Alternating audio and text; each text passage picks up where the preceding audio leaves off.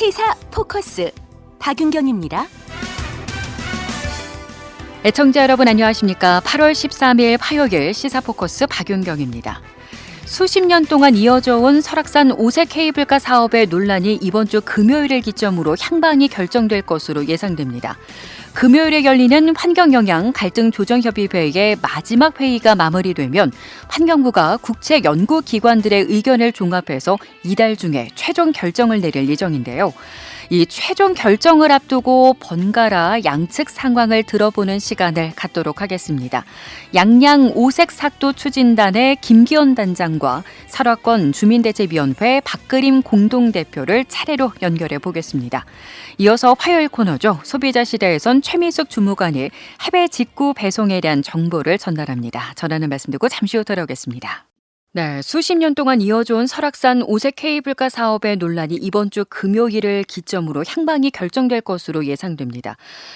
이번 주 금요일 설악산 국립공원 오색 삭도 설치 사업 환경영향 갈등조정협의회의 마지막 회의가 마무리되면 환경부가 이 결과와 한국환경정책평가연구원과 국립생태원 등 국책연구기관들의 의견을 종합해서 이달 중에 최종 결정을 내릴 예정인데요.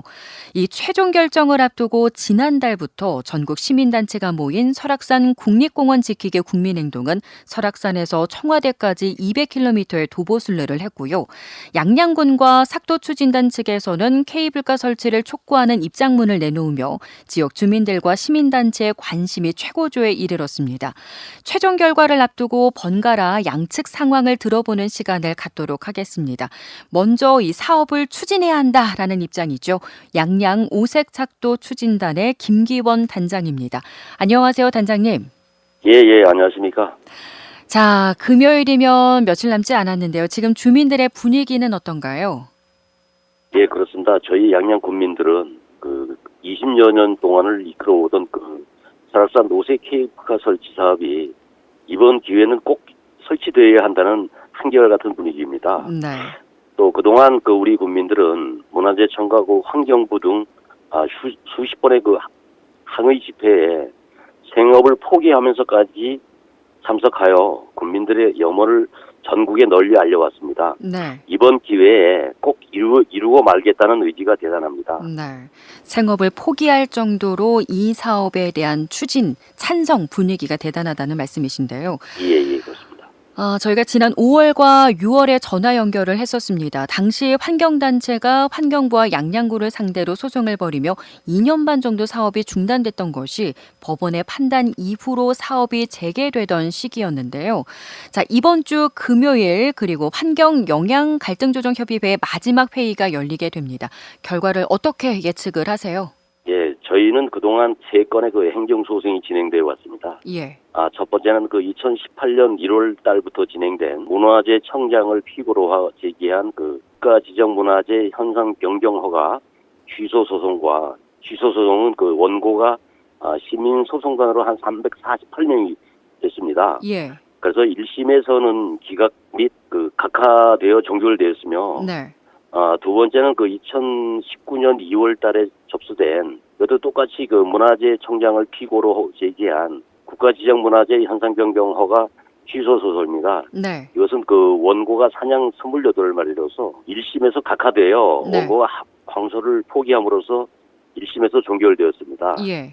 또 세 번째 소송은 2015년 12월 11일에 환경부 장관을 피고로 한 시민소송단 790명이 제기한 행정소송으로서 1심에서 기각 및 각하되어 네. 2심이 지금 진행되고 있습니다. 예. 2심의 2차 변론은 19년 9월 25일로 2차 변론 기일이 결정되어서 진행되고 있습니다. 네네. 자, 일단 따라서 오색 케이블카 설치 사업은 법적인 우위를 우리가 점했고 네. 이번에는 꼭 환경영향평가가 협의가 완료되어서 꼭 설치되어야 한다는 생각을 가지고 있습니다. 네. 자, 지금 그 사업을 반대하는 측에서 제기한 3건의 행정소송 가운데 지금 2심을 앞두고 있는 것을 제외하고는 다 지금 승소를 하셨다라는 말씀이신데요. 예, 그렇습니다.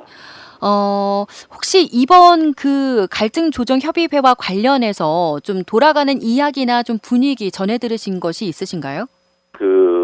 분위기라고 보면은 이번에 환경영향평가협의회에서는 그동안 진행되어 왔던 그 환경영향평가서 보완 사항에 대한 내용을 주로 다루었습니다. 네. 주요 그 보완 사항으로는 그 사냥 멸종 위기종 조사 현황 및 보고 대책, 상부 종류장 주변 식물 조사 현황 및 보고 대책, 예. 시설물 안전 대책, 탐방로 회피 대책, 백두대간 핵심 구역 지연 변환 지수 변경 등에 대해서 다뤄왔습니다. 네. 이거에 대해서 저희는 나름대로 환경영향평가서 보완서에 충실히 담아서 보완했다고 지금 생각을 하고 있습니다. 네. 충실히 대안을 마련을 해왔다. 예. 그런데 지금 환경단체들은 환경영향평가 내용이 지난 2016년 국정감사에서 이미 부실한 것으로 드러났다 이런 주장들을 하면서 사업 백지화를 주장을 하고 있는데요. 이 부분에 대해서는 어떻게 보세요? 그 2016년도 그 국정감사에서도 그 당시 환경부 장관께서 국정감사장에 나가셔서 지금 현재 검토를 해봤더니까 이것은 거짓 부실이라고 단정하기는 어렵다. 이렇게 국정감사장에서 말씀하신 바가 있습니다. 거짓 또, 부실로 보기는 어렵다고요. 예, 그렇게 단정하기는 어렵다고 말씀하신 바가 있습니다. 네. 또 그렇습니다. 지금 우리 정부에서도 사람이 우선이다라는 정책을 펴고 있지 않습니까? 네. 그런데 지금 설악산에 케이블카를 설치함으로써 그동안 그 장애인이라든가 노약자가 설악산의 아름다운 경관을 보고 느낄 수 있는 문화 향유권을 제공할 수 있는 기회가 없었습니다. 예. 이번 기회에 사회적 약자에게도 문화 향유권을 보장할 수 있는 기회가 돼야 한다고 지금 생각을 하고 있습니다. 예. 자, 그런데 지난 설악산 군위공원 지키기 국민행동에서 도보순례를 했을 때, 예.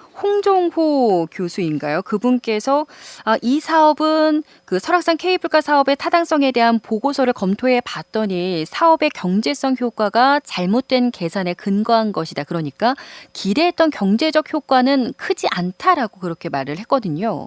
저희가 다시 그때 당시에 경제적 효과라는 게 이제 BC를 얘기하는 건데요. 네. BC가 2를 넘어가면 경제성이 있다 이렇게 판단을 합니다. 네. 저희가 검토했을 때는 1.24가 나와서 이거는 경제성이 있는 사업이라서 계속 추진해 왔고요. 예. 그동안 만약에 경제성이 없어서 시범 사업으로 선정됐기 무효라고 생각한다면은 법원에서도 그런 판결을 내리진 않았을 것입니다. 예.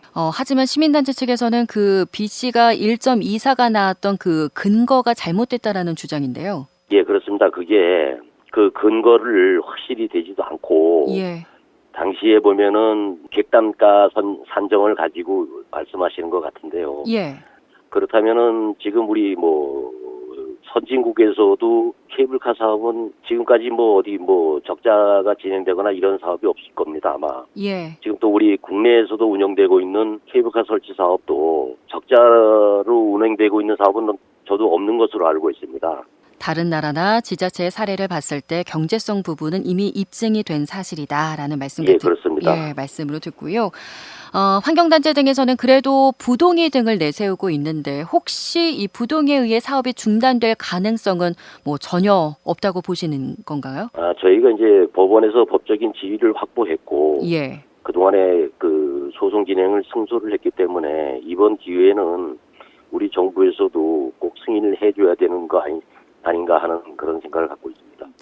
자, 이제 며칠 남지 않았는데요. 앞으로의 계획이나 혹시 끝으로 하실 말씀 있으실까요? 네, 저희 이제 환경영향평가 협의가 완료되면은 앞으로도 계획 인허가 절차가 많이 남아 있습니다. 산림청 소관의 백두대간 개발행위 허가라든가 예. 산지 일시 사용 허가, 구규림 사용 허가 등이 남아 있고요. 예. 또 우리 공원관리청인 국립공원공단의 공원 사업 시행 허가가 마지막 단계로 남아 있습니다. 네네. 이런 것이 충실히 진행되도록 저희가 지속적인 업무 협의를 통해서 꼭 이루어 나가겠습니다. 네. 그리고 또 우리 설악산이 대한민국의 명산 아닙니까? 예. 우리 국민들이 암만 노약자라든가 이런 분들이라도 죽기 전에는 설악산을 꼭 한번 올라서 볼 수 있는 예. 그런 기회를 갖도록 하는 사명감을 가지고 저희가 일을 하고 있습니다. 네, 알겠습니다. 말씀 여기까지 듣죠. 고맙습니다. 예, 감사합니다. 네, 지금까지 양양 오색삭도 추진단의 김기원 단장이었고요. 이어서 케이블카 사업 반대 측이죠. 설악원 주민대책위원회 박그림 공동대표를 만나보도록 하겠습니다. 안녕하세요. 네, 안녕하세요. 자, 지난 6일 사업의 백지화를 주장하는 기자회견을 여셨습니다. 앞서 설악산에서 청와대까지 200km에 달하는 도보순례도 하셨는데요. 이후에 좀 달라진 부분들이 있나요? 이제 도보순례의 목적이 설악산 케이블카 백지화 그리고 설악산이 어떻게 보존돼야 되는지 그런 간절한 마음을 담아서 이제 걸었던 길이었었고요. 네. 그걸 통해서 청와대에 그날 뭐 엄청나게 비가 많이 와가지고 폭풍과 치는 그런 상황이었는데도 불구하고 참 많은 사람들이 나와서 기자회견도 함께 했고 네. 그 힘이 8월 6일 날 521개 시민 사회단체 설악산 케이블카 백지화 선언식까지 이어졌습니다. 네. 그래가지고 일이 잘 지금 거기까지 마무리됐고 지금 현재는 이제 환경부 서울 사무실에 있는 서울역 그 서울시계와 앞에서 지금 농성 중에 있죠. 네. 네. 그 지금까지 갈등조정협의회가 지난 2015년에 국립공원위원회가 조건부 승인했던 부분들에 대해서 지자체가 그 대안을 마련했는지 진단을 했습니다. 몇 네. 가지 거론을 해보자면 탐방로 회피 대책, 또 사냥 등의 멸종 위기 보호 대책, 시설물 안전 대책 등인데요. 네. 그동안 지자체가 대안들을 잘 마련했다고 보시는지요?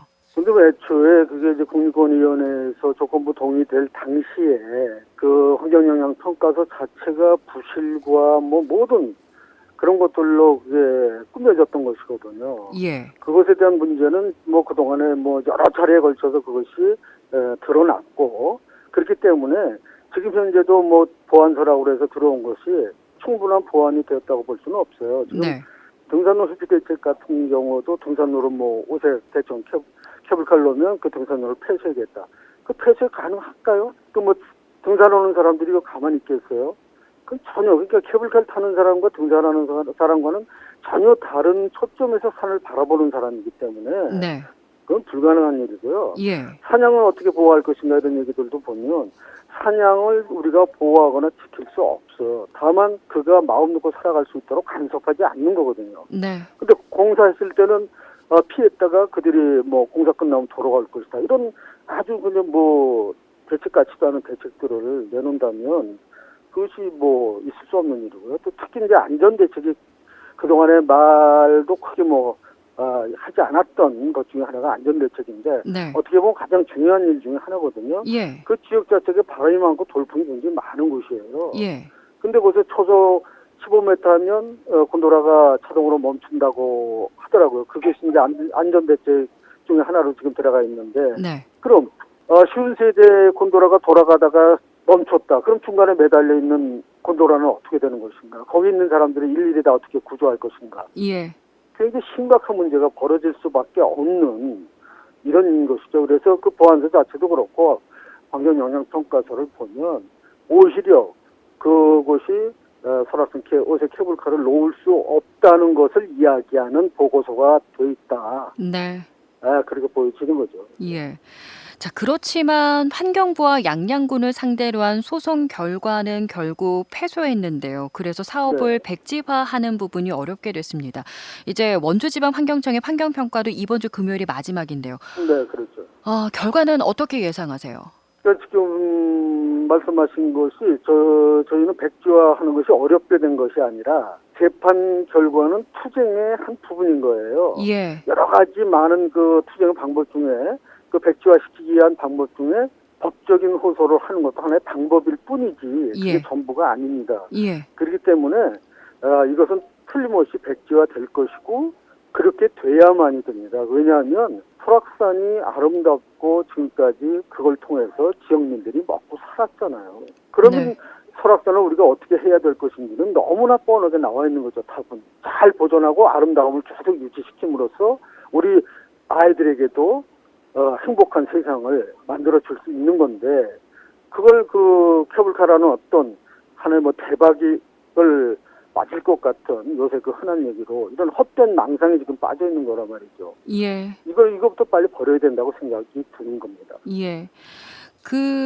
하지만 이 환경부와 또 양양군과 법적 다툼도 하셨고요. 갈등 조정 협의회 네, 과정도 그렇죠. 막바지인데 지금 상황에서 케이블카 사업의 원천 백지화는 좀 어렵지 않을까? 또 이 상황에서 백지화를 주장하는 건 억지가 아니냐 이런 입장도 있을 수 있을 것 같은데 이 부분에 아니에요. 대해서는 네. 어떠세요? 이것이 정당한 절차에 의해서 정당한 방법에 의해서 권력과 자본의 결탁에 의한 그런 어떤 자연에 대한 폭력이 아니라 불법이 아니라 정당하게 끌어왔다 하더라도 설악산은 이미 5가지의 엄격한 규제에 의해서 지금까지 그나마 지켜져 왔던 것이거든요. 네. 근데 그걸 깡그리 무시하고 거기다 케이블카를 놓겠다는 건 22개, 전국토의 6%밖에 되지 않는 국립공원의 난개발의 빗장을 여는 것과 똑같습니다. 네. 이것을 막지 않는다면 우리가 지친 영혼을 어디 가서 위로를 받을 수 있겠습니까? 그리고 우리 아이들에게 어떤 세상을 물려줄 수 있겠습니까? 네. 우리가 그나마 지금까지 누렸던 것도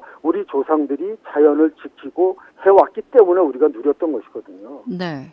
근데 그거에 대해 전혀 생각하지 않는다면 말이 안 되는 것이고, 그리고 설악산이 저는 돈벌이의 대상으로 본다는 자체도 저는 너무나 가슴이 아픈 일이고, 예.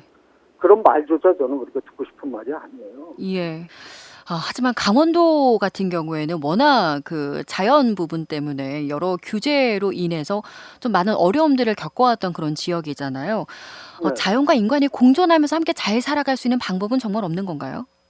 설악산 같은 경우 보면 이제 1개시 300군에 걸쳐서 있잖아요.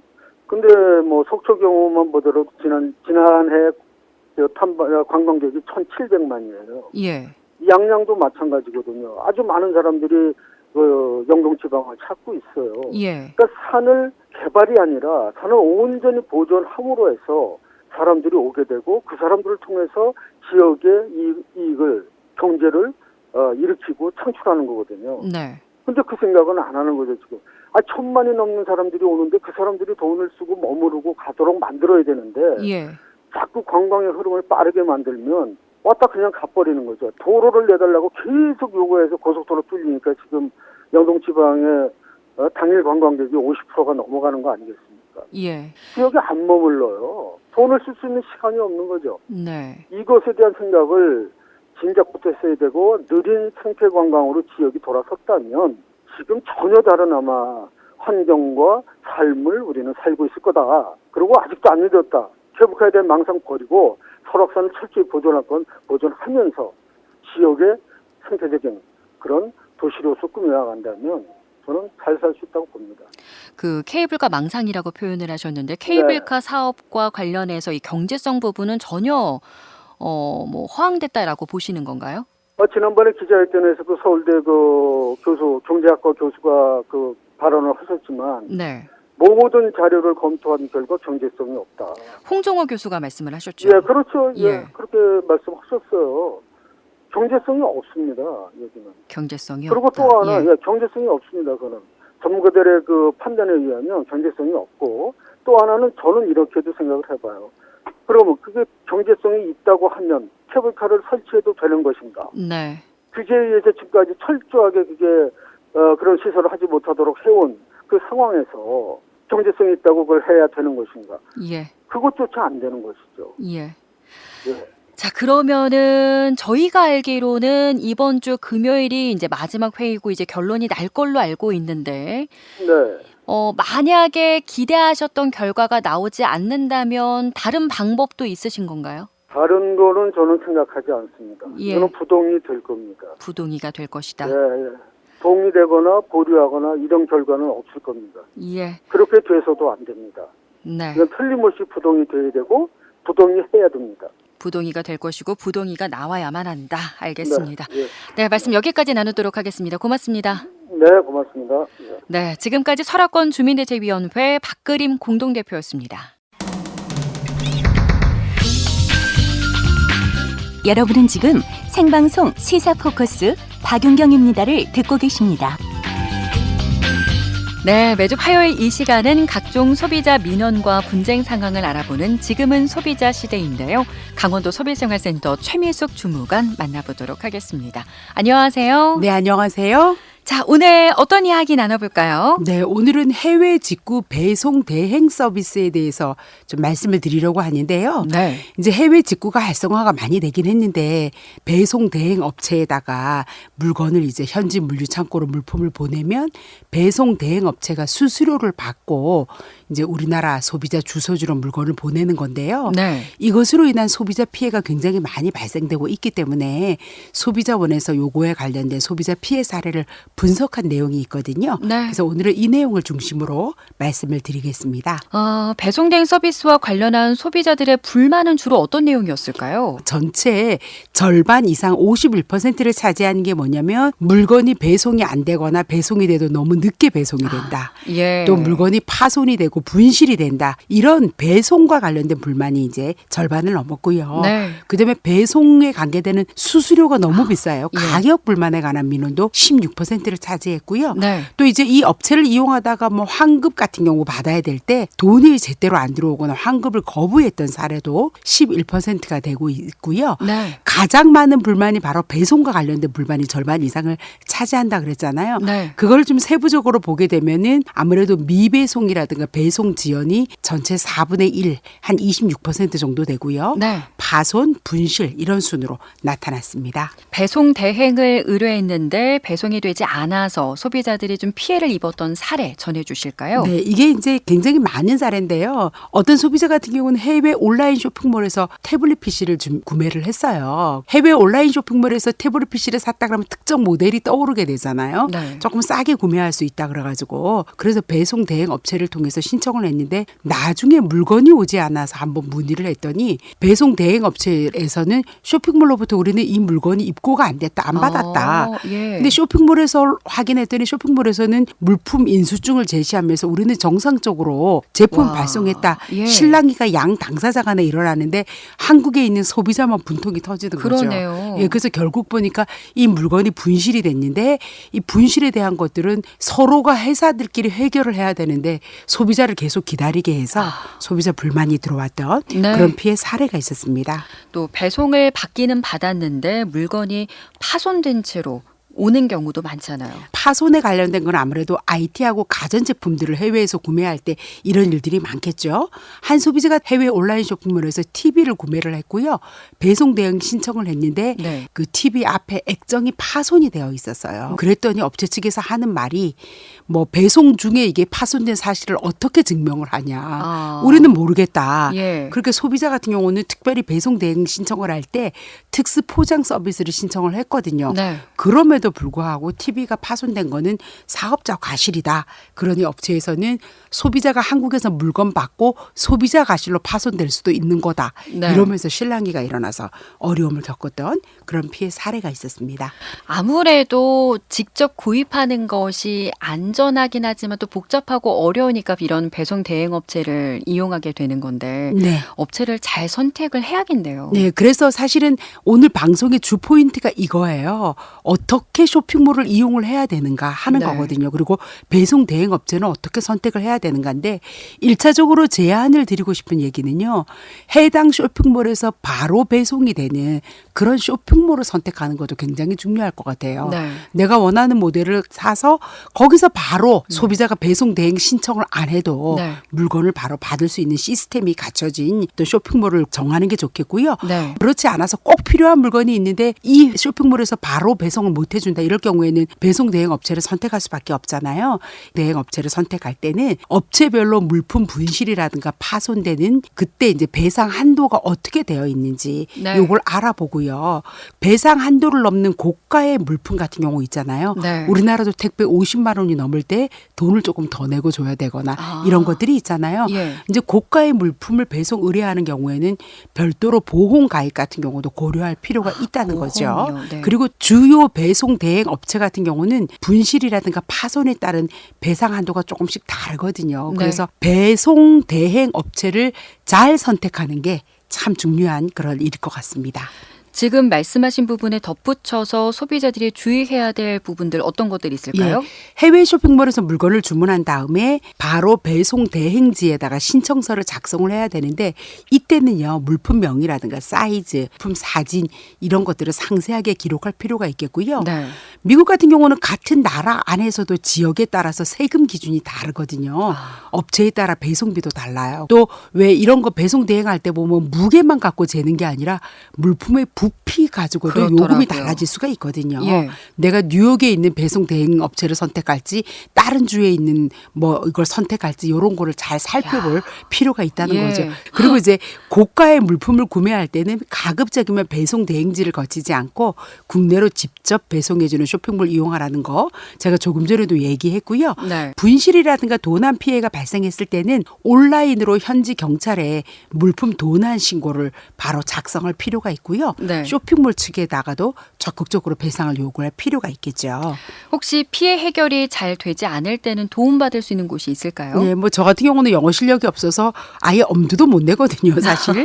그런데 겨우겨우 신청했다 하더라도 피해가 생기면 도대체 어떻게 이거를 해결을 그럼요. 하겠어요. 한국소비자원에서 운영을 하고 있는 국제거래 소비자 포털이 있거든요. 네. 뭐 그 포털 사이트에다가 국제거래만 쳐도 바로 이게 국가에서 운영하는 걸로 연결이 되니까요. 네. 이곳의 도움을 받는 게 가장 빠르고 합리적인 방법이 되겠습니다. 자, 오늘은 해외 직구 배송 대행 서비스와 관련해서 말씀 나눠봤습니다. 여기까지 알아보겠습니다. 고맙습니다. 감사합니다. 네, 지금까지 강원도 소비생활센터 최미숙 주무관이었습니다.